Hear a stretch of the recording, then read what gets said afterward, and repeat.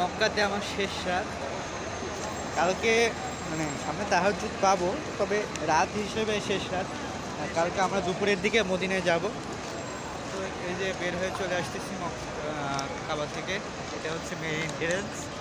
তো এখন হচ্ছে এই রাস্তা দিয়ে যাচ্ছি। এদিকে হচ্ছে মেবি এটা ক্লক টাওয়ার।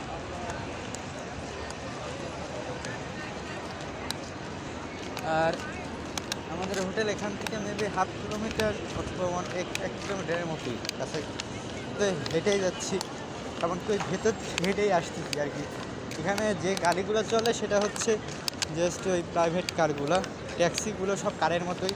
মানে এখানে আমার নর্মাল জিনিস দেখবে না, জাস্ট হাঁটা চলা আর গাড়ি।